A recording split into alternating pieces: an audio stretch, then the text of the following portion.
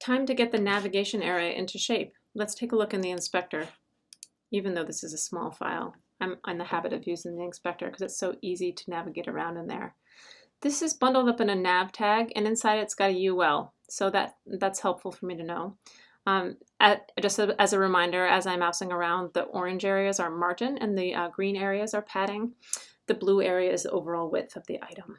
So I know I need to take the bullets off the UL, and I need to get those LI tags to float next to each other in order to be horizontal.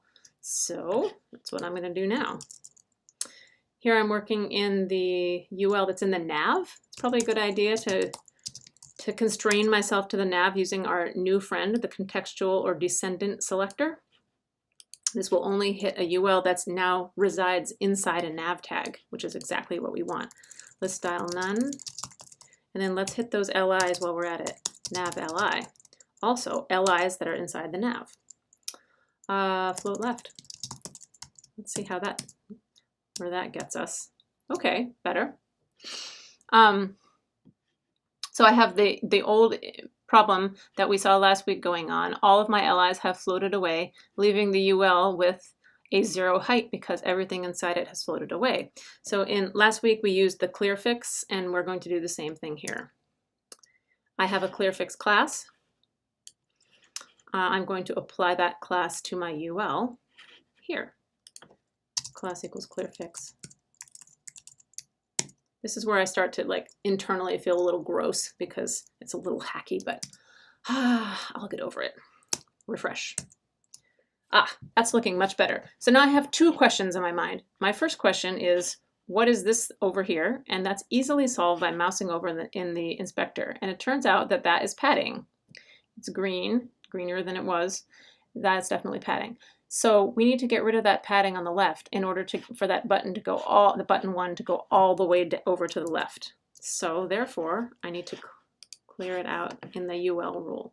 This is padding on the UL, not margin on the LIs. I could clear out all padding, or I can clear out padding specifically on the left in this case.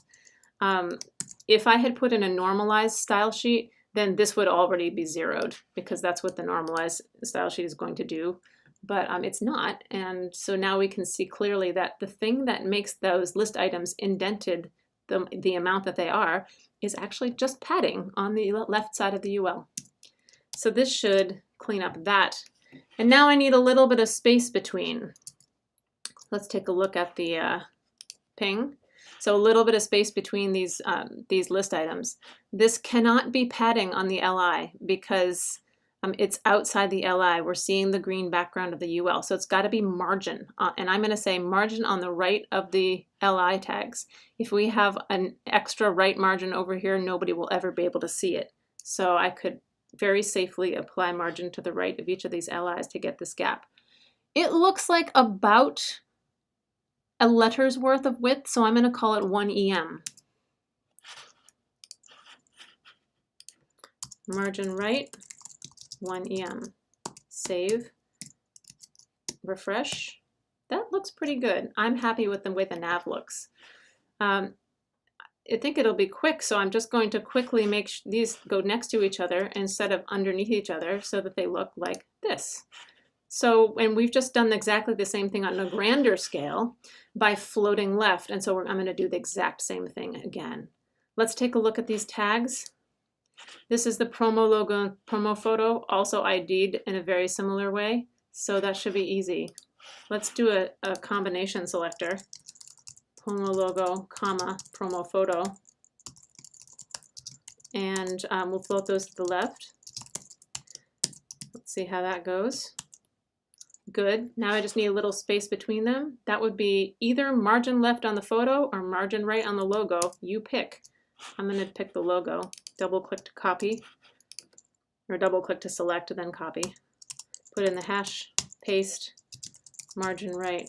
It looks like another 1 EM moment here, so I'm going to call it that.